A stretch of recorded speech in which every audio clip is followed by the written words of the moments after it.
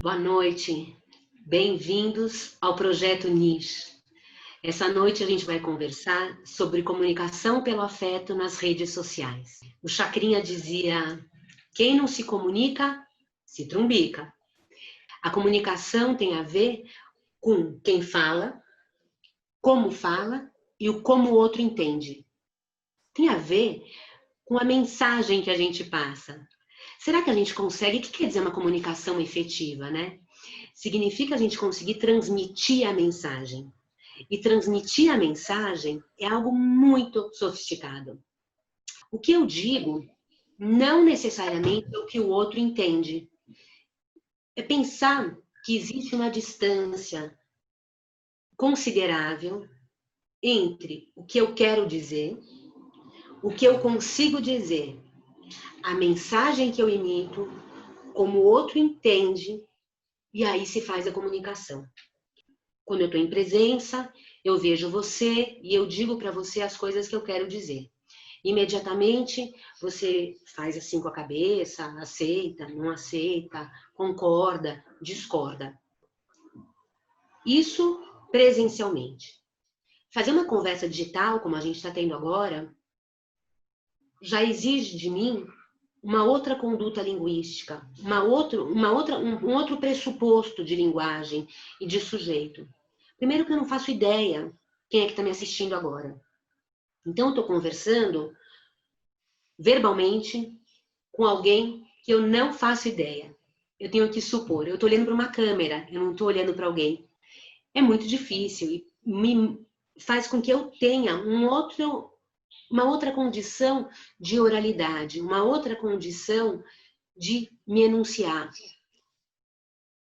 A fala exige interpelação. Eu falo, o outro responde. Aqui não. Então eu estou falando sozinha. Supondo que tem alguém ali e que eu estou agradando quem está me escutando. Muito bem. Estamos falando isso do ponto de vista da oralidade. Do ponto de vista da escrita, sempre teve outro pressuposto. Eu tenho que usar regras próprias da escrita. Não só do ponto de vista ortográfico, do ponto de vista sintático, da montagem de frases, dos parágrafos, mas eu tenho que transformar minhas ideias em palavras escritas. E quando a gente escreve, a gente sempre pressupõe que eu estou escrevendo para alguém que não está, do ponto de vista corporal, posto ali. Não tem um outro corpo posto ali. De que vai ter alguém que vai ler essa mensagem num outro tempo. A escrita sempre propôs e pressupôs algo assíncrono. O que quer dizer assíncrono? Que eu escrevo hoje e que você vai ler quando você puder. Quando eu falo, teoricamente, eu falo na atualidade. E a oralidade, ela pressupõe que eu possa falar, desfalar, que eu possa me corrigir, porque eu estou imaginando que a gente está os dois de corpo presente. Eu narradora, locutora, você como interlocutor. A escrita já tinha isso como pressuposto, essa assincronia, e exigia da gente, como sempre exigiu, que eu escreva. Depois que eu escrevo, eu leio o meu próprio texto. Olha que interessante o movimento que nas próprias escolas se ensina, né? E depois que você escreve seu texto, você tem que ler o seu texto distanciada dele. Como se não tivesse sido eu própria que escrevi. Já pensaram o quanto é até até um convite para uma certa esquizofrenia? Uma certa... Esquizo quer dizer dividido. Então eu tenho que me dividir de mim mesma. E por isso que as crianças pequenas não fazem isso. Porque elas ainda não têm a linguagem constituída. Então precisa de uma maturidade de linguagem, psíquica, de vivências, para que eu possa ser alguém e depois escrever e me distanciar de mim mesma. E me olhar com estranhamento. Há muito tempo no consultório, ninguém me pergunta para que eu tenho que escrever. Foram 10 anos de clínica ouvindo pergunta das crianças. Por que eu preciso escrever? E há 10 anos ninguém me pergunta isso. Porque eles nascem com as telinhas na mão. E eles entendem que escrever é sinônimo de se comunicar, é sinônimo de imprimir o seu desejo, de fazer um tipo de busca, de encontrar. Mas quando eu escrevo, e escrevo para as mídias sociais, eu também estou escrevendo assíncrono, quer dizer, eu não estou ao vivo, e a escrita digital tem outros pressupostos diferentes da escrita analógica, de como se escreve um livro. Para enriquecer nossa conversa hoje, eu convido a Fernanda Pompeu. Fernanda, boa noite. Bem-vinda ao Projeto Niche. A Boa noite. Fernanda trabalha com textos há 40 anos. Ela é roteirista, trabalha com texto de roteiro, texto publicitário, texto jornalístico, crônicas, entre outros. Ela tem uma plataforma digital chamada Acelera Texto, entre outras coisas. Uma curiosidade a respeito da Fernanda, que eu acho que muitos de vocês vão se interessar. Quem se lembra daquela série, na época nem se chamava série, né, Fernanda? Chamada No Mundo da Lua, na TV Cultura. Lucas Silva e Silva. A Fernanda é uma das roteiristas dessa programação que eu guardo dentro da minha memória com tanto carinho. Obrigada, obrigada. Para mim, bom, boa noite. Uma delícia estar aqui, Malca, mais uma vez com você. Achei muito interessante, acho que você fez uma introdução que tem muito a ver com o que nós vamos conversar, né? Na verdade, você já se adiantou e falou um pouco da escrita, né? E porque quando a gente fala em comunicação, a gente está abrangendo várias outras linguagens, né? Mas a minha tese é que a escrita é uma linguagem base. Seja que comunicação você estiver usando, você vai esbarrar na escrita. Então, por exemplo, não, mas eu quero fazer só vídeo no YouTube. Você vai ter que legendar de alguma maneira esse vídeo, você vai descrever esse vídeo. Era bom você, né, mesmo que você faça um pré-roteiro, tudo isso é escrita. Não, meu negócio agora é podcast. Podcast é a fala. A fala não deixa de ser a escrita falada, né? Porque, claro, você também não pode chegar lá e fazer uma fala sem nenhuma edição, que isso vai chatear os seus ouvintes, né? Então, de cara, a escrita ela tem, sim, uma importância como base, como essência da comunicação. E sempre existiu, ela sempre foi assim, né? Desde o analógico e invadiu o digital. Mas o nosso tema, né, é a comunicação, né, afetiva nas redes sociais. Esse eu acho um tema muito caro e muito atual, né? Porque a gente está vivendo um momento meio... as redes, né, elas estão sendo, inclusive, muito criminalizadas, né? Como lugares, né, espaços de transmissão de intolerância, de ódio, de fake news, né? Tem gente que diz, nossa, as redes sociais elas acabaram juntando milhões de idiotas. Isso foi dito por um grande escritor, que foi Humberto Eco, né? As redes sociais se juntar, parece o lixo do planeta. E eu acho que isso é uma pequena verdade, né? Porque eu sempre penso assim, que é a pergunta que eu me faço e que eu faço para as pessoas. Quem faz as redes sociais? Né? É o dono do Facebook? São os donos do Twitter? O dono do LinkedIn? O dono do Instagram, que é o Facebook? Não. Quem faz as redes sociais somos nós. Nós colocamos os conteúdos nas redes sociais. É a gente que produz, é a gente que compartilha. Em suma, há uma responsabilidade, né, de cada um em como essas redes, a qualidade delas, né? E daí que surgiu essa ideia, esse conceito, né, a partir de observação, que eu estou chamando de a escrita pelo afeto, a escrita afetiva. E a minha tese é que essa escrita afetiva, ela é uma escrita também efetiva. E aí, olha que legal, né? A palavra afetividade e efetividade são muito próximas, né? sonora e graficamente, elas, né, afetividade e efetividade. E aí eu disse, mas o que é, né, escrita afetiva? É a gente colocar cachorrinho, é a gente colocar coraçãozinho, é a gente falar vários améns. Eu fiquei pensando, bom, pode ser também, mas não é só isso, né? Aí eu fiquei pensando, a escrita afetiva, ela não tem necessariamente a ver com o conteúdo. O que você vai postar, qual é o seu interesse, não importa.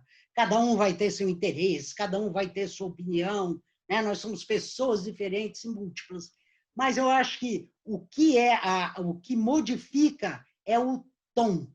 É o tom que você põe na escrita, que vai fazê-la ser afetiva ou não. Aí eu fico pensando... O Spinoza falava de afeto. E afeto, não só do ponto de vista das emoções, né? E a gente brinca quando vai para o Nordeste, você vai naquele carrinho, e ele fala, você quer com emoção ou sem emoção? E eu penso que a escrita também pode ser com emoção e pode ser sem emoção, mas que afeto é aquilo que tem a ver com a emoção, mas que te afeta, te tira do lugar, que te catapulta para um outro lugar, né? E que portanto, te convida ao diálogo. Porque isso que você falou aí da escrita, né, que você começou dizendo, a escrita ela tem a alteridade, né, do outro. Eu não escrevo para mim mesma, né? Não escrevo para mim mesma. Quando a gente vai na rede, faz lá a nossa postagem, né, dando uma opinião, ou ensinando alguma coisa, ou até dizendo, veja esse filme, explicando por que, né, que você está dizendo para a pessoa ver aquele filme. Nesse momento, o que importa é o outro. Você está escrevendo um bilhete, você está passando uma mensagem, e ela só vai ser eficiente e eficaz se chegar nesse outro, se você conseguir o interesse dessa outra pessoa.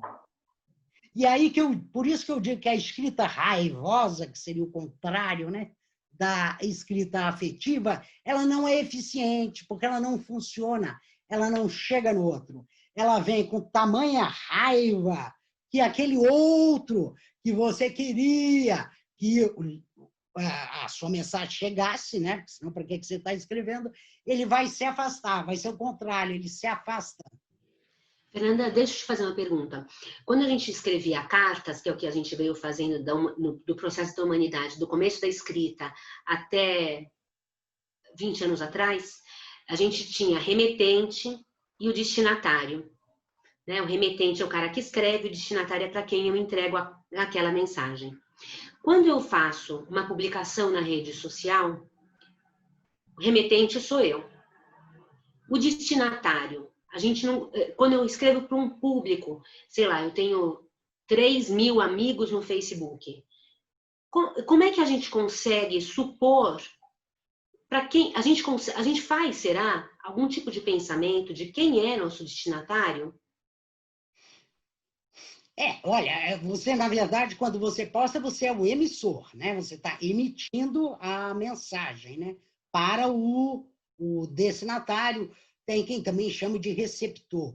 Essa é a base da comunicação, né? Você tem o emissor, a mensagem, o canal, no nosso caso, o canal são as redes, né? E você tem, do outro lado, o receptor, que é aquele que você quer atingir. Eu penso assim, claro, por exemplo, o meu Facebook tem 3.000 e tantos, eu tenho 3.000 e tantos amigos. Esses 3.000 e tantos amigos, claro, 500 interagem, os outros né, pediram lá, ou eu pedi, mas, né, bom, não rolou exatamente. Mas eu acho assim, quando eu posto, a minha preocupação é em trabalhar aquele texto, em deixar claro que mensagem que eu estou querendo passar. Eu não fico pensando eu não penso, por exemplo, na Malca, no Fritas, que vai virar meu amigo no Face. Não, eu acho assim, eu me coloco assim, a Fernanda agora vai falar algo que ela acredita, algo que ela está achando muito importante. E eu vou fazer isso da maneira mais comunicativa e afetiva que eu conseguir. E aí, naturalmente, isso aí, ó, isso é observação, isso é tiro e queda. Toda vez que você consegue fazer esse tipo de mensagem, você tem muita aderência. Ou seja, você vai ter muitos comentários. Aí você diz, nossa, eu toquei as pessoas. Você sabe que eu sou um entusiasta da internet absoluta, né? Eu acho isso, nossa, uma revolução e uma boa revolução, porque pôs todo mundo... É como se fosse assim, antes era uma sala de estar e tinham algumas pessoas conversando. A internet, na verdade, é como uma sala de estar com as portas abertas, né? Assim, entrou todo mundo. E, claro, se entrou todo mundo, entrou também o chato, entrou também o raivoso, entra todo mundo, né? Isso né? Mas, voltando àquela ideia, né? De como é que a gente melhora a rede. Por exemplo, eu não acredito que a gente combata o ódio com o ódio, sinceramente, né? Eu não acredito que a gente diga, nossa, entendeu? Eu vou aqui cair matando, aí não importa no quê. Vou cair matando no governo, porque eu detesto o governo, vou cair matando na Rede Globo, porque eu detesto a Rede Globo, vou cair matando sabe, na bebida, porque eu detesto a bebida, sei lá, né? Não vou discutir aqui qual é o sujeito do ódio, mas eu acho que é a postura. Aí eu caio matando e eu só vou agradar uma pequena bolha que concorda comigo. Ora, Malca, convencer convencido é fácil, né? Isso é melzinho na chupeta, certo? Se eu vou falar para você o que você tem certeza que você concorda, é só uma troca aqui de, né? Estamos fazendo uma... Você está dizendo como que a gente tira o outro da zona de conforto dele e faz ele refletir com a minha perspectiva de vida. É um convite que quando eu faço uma comunicação, eu faço um convite para que o outro possa generosamente se ter um tanto de empatia com o que eu estou produzindo, mas eu só vou conseguir essa empatia e que ele pare para ler se ele tiver minimamente alguma identificação, alguma abertura e um convite. Se de cara aquilo for de maneira explícita, marcando fora ao mundo valor, dele, exatamente. Eu não tenho aderência para alguém que não compartilha do mesmo pensamento que eu e ele não consegue ler até o final do meu texto, seja o que for, né? Eu penso, Fernanda, que você seja uma amante das palavras. Você é uma curadora de palavras, né? E você faz isso com muita maestria. A gente estava conversando outro dia e você me disse... a gente estava falando sobre uma lojinha, vamos abrir uma lojinha, e você disse, se no Sebrae, por exemplo, tivesse escrito curso para quem quer abrir uma lojinha, ao invés de curso de empreendedorismo, talvez tivesse mais engajamento. Porque talvez quem abre uma portinha não saiba que é um empreendedor. E que às vezes a exatidão da palavra faz uma exclusão. Então, o que para mim é muito significativo, então, para mim o termo exato seria curso de empreendedorismo, mas talvez só vai ao curso de empreendedorismo quem se reconheça empreendedor. Eu li outro dia, e achei muito interessante, que, por exemplo, esse auxílio que o governo federal está dando, chama-se auxílio, a ideia, em princípio, de quem está nos escritórios, era benefício. Vamos usar o tal do benefício social em época de pandemia. Aí alguém, olha que incrível, fez uma pesquisa no Google e viu, isso qualquer um pode fazer, e viu que a palavra auxílio era muito mais procurada e, portanto, popular do que a palavra benefício. E aí a opção foi por auxílio, por isso que se fala auxílio e não benefício. Olha que interessante. Eu acho isso fascinante, porque às vezes a gente tem uma certa pretensão intelectual e isso não é ruim, isso vem de uma bagagem. Então, por exemplo, caso do empreendedorismo. Claro, eu posso dizer que o pipoqueiro é um empreendedor. Isso porque eu estou partindo de um conceito que o empreendedorismo é quando você se lança sem patrão, né? que você assume o risco do seu negócio, etc, etc. Mas, para a maior parte das pessoas, isso está claro? Na verdade, não está, né? O pipoqueiro não se acha empreendedor. Ele se acha, inclusive, um pobre coitado que tem que vender a pipoquinha porque não tem outra alternativa. Então, se você abre, não vamos fazer um curso para esse público, então aí vale a pena isso. Você quer abrir a sua lojinha? Você quer movimentar o seu carrinho? Em suma, é uma maneira de chegar nas pessoas. Isso é comunicação afetiva. Claro, porque é o que você disse, né? Comunicação afetiva também é a que afeta. Isso afetaria as pessoas e chamaria as pessoas. Então, a gente tem que abrir mão, às vezes, de uma certa vaidade intelectual, entendeu? Ah, eu conheço esse conceito é muito mais sofisticado. Não, entendeu? Depende, claro. Meu Deus, se você vai lá, se você está na academia, está falando com seus pares, são todos doutores, aí discuta o conceito, não tem problema nenhum. Mas se você quer comunicar a ideia, pense bastante. Sempre faça a opção pelo simples, né? Simples. O que você está falando, né? Quando você está na academia, você já está entre os seus pares. E aí convencer os convencidos. Agora, tudo bem, é fácil. Eu quero. E tudo bem também, e poder claro, conversar ali. Mas penso que se a gente está numa mídia social, que não é uma mídia específica para aquele público específico, mas que tem um interesse de engajar mais gente naquela minha ideia, no meu pensamento, em ampliar um modo de pensar, seja sobre doenças, seja sobre ensino pela internet. Se de cara eu já imprimi algumas questões técnicas fundamentais, já pela minha própria curadoria de palavras, eu já excluo uma grande parte das pessoas que estão rodando lá na telinha, né, no celular, que é isso que a gente faz, né? Tá. Celular, por aqui, né? É por aqui que a gente faz. Se você puder dar dicas para a gente, que tipos de encontros, e dar exemplos, como eu posso fazer tecnicamente, como é que eu posso cuidar para que minha comunicação seja efetiva?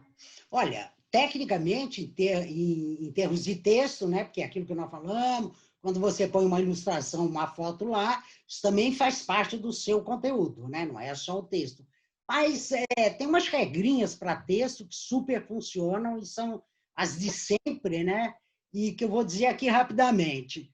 A escolha das palavras simples. Por exemplo, em vez de infandonho, eu gosto da palavra infandonho, mas é uma palavra, né, não tanto usada. Prefira chato. Em vez de visualizar, prefira ver. Por exemplo, em vez de usar um advérbio que termina em mente, né, ou vai usar o advérbio, usa um só, não põe mais nenhum. Não faça uma carreirinha imensa de adjetivos. Isso afasta o leitor. Então, não diga assim, eu quero um mundo melhor, mais equânime, um mundo que inclua todos, um mundo que não se mate os bois e as vaquinhas, um mundo assim. Aí você vai colocando esse mundo são tantas coisas que você perde, na verdade, a força. Você entende? Fica assim, não seja excessivo. Dilui, né? Você está dizendo que a ideia fica diluída. Você enfraquece, porque é tanta. Eu quero modificar o mundo, eu quero não sei o quê, eu quero mudar a humanidade. Gente, isso é muita coisa, entendeu? Vai devagarinho. Você pode até querer tudo isso, mas seja estratégico, vá devagar. E use frases curtas. Frases curtas são mais fáceis para o leitor, porque o leitor, botar aqui de novo, né? Hoje o leitor está nessa telinha. Então, ajude ele, faça frases põe ponto nas frases. Não faça uma frase imensa, porque ele vai ter dificuldade. E também, veja só, faça parágrafos curtos, para que o ideal é que ele veja onde começa e onde termina.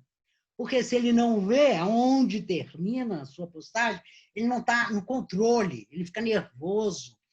E Aliás, não sou... Olha, isso é um estudo, por exemplo, a grande diferença do livro, que muita gente apontou isso, para os nossos tabletzinhos, né?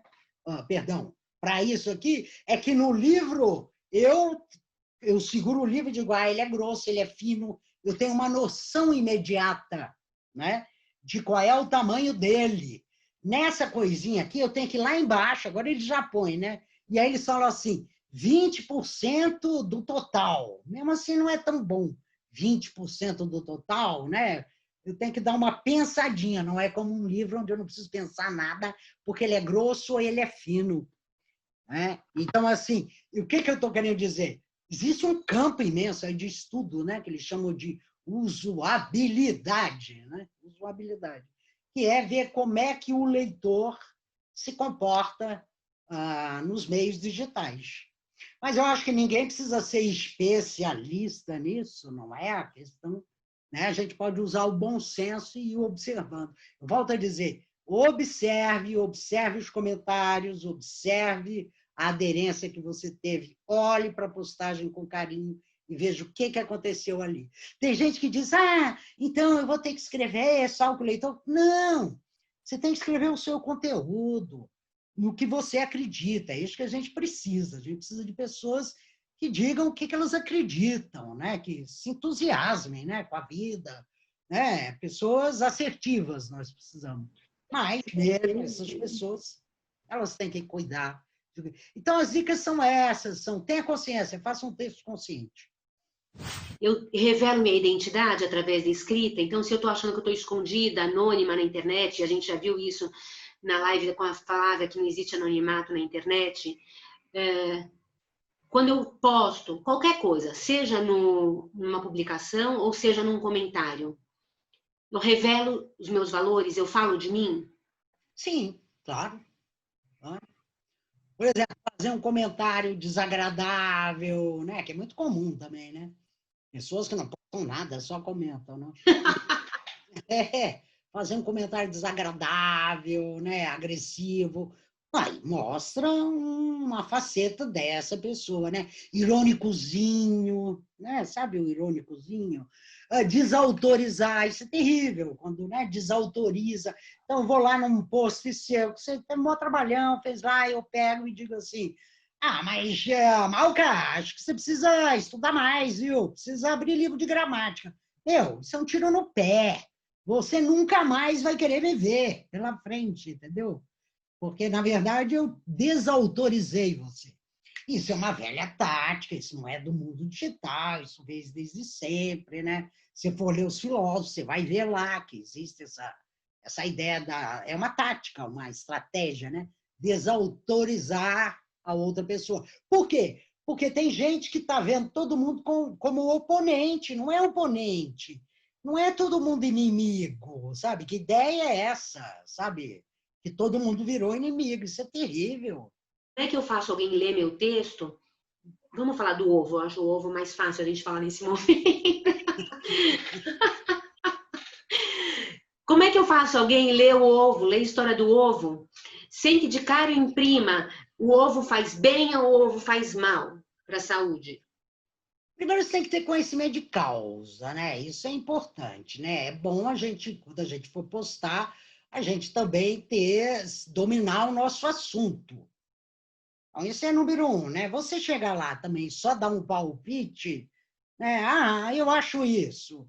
Era legal você ter algum conhecimento sobre aquilo, né? Você me colocar alguns fatos, alguns argumentos. Não importa se você vai falar que faz mal ou que faz bem, porque essa é a sua opinião. Por isso que eu digo, não é que a gente vai escrever para agradar gregos e troianos, de jeito nenhum. A ideia é, vamos conversar?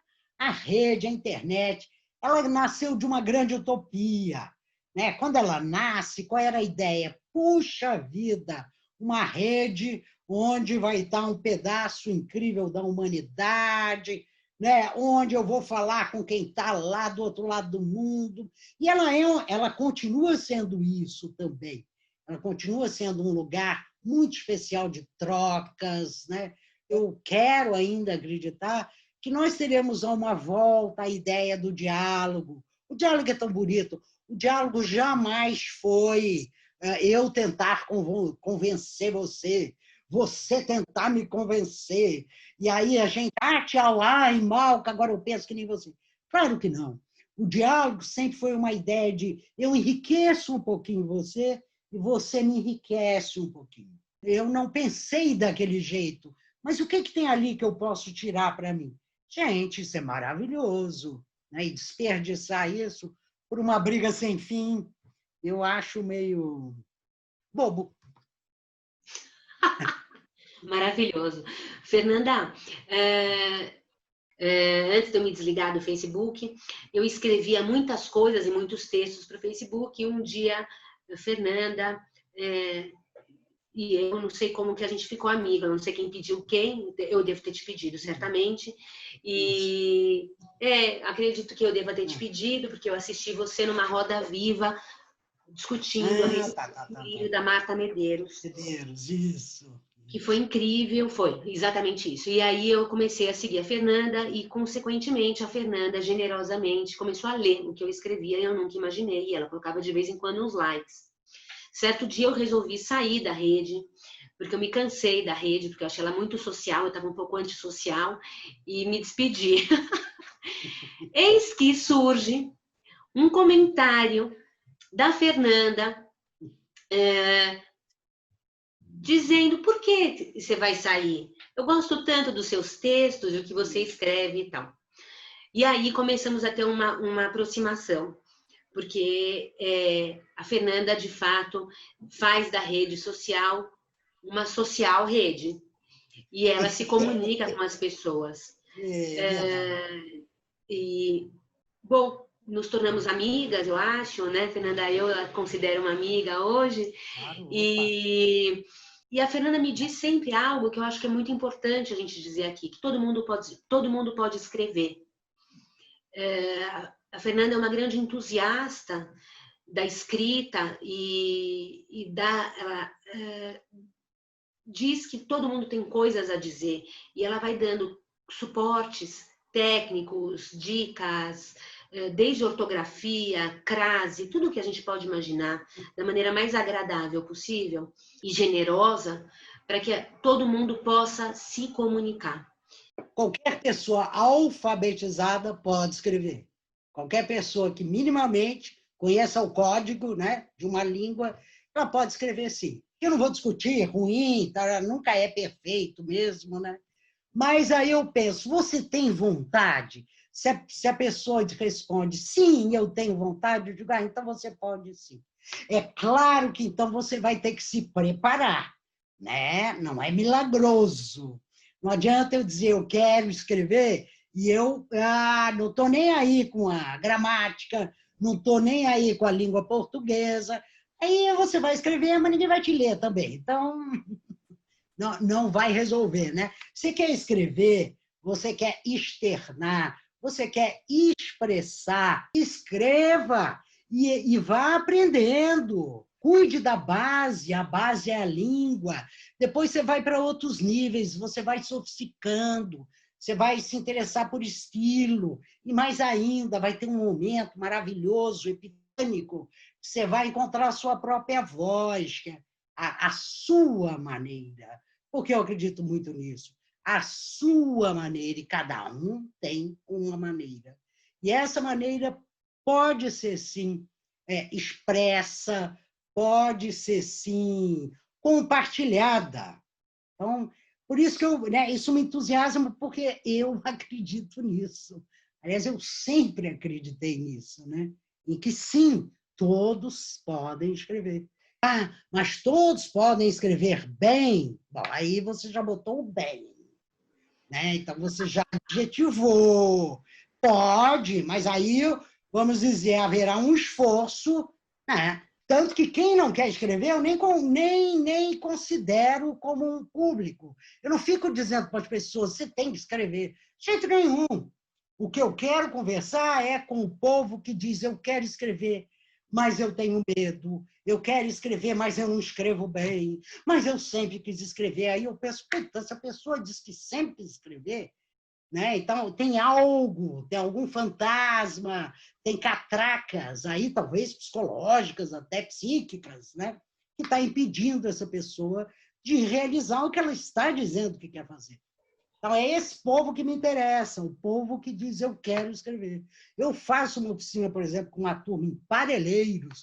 Parelheiros é, né, o bairro extremo sul de São Paulo, um bairro com muitas vulnerabilidades, é um bairro pobre, apesar de lindo, apesar de ter todas as águas do mundo, né? Um bairro muito importante, mas que está lá, as pessoas demoram 3 horas para chegar lá. E eu tenho uma turma que chama Escrita 10, e a gente faz pelo WhatsApp.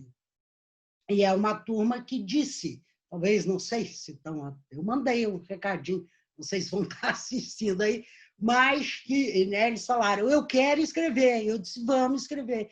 E à medida que o curso foi indo, essas pessoas deram saltos incríveis.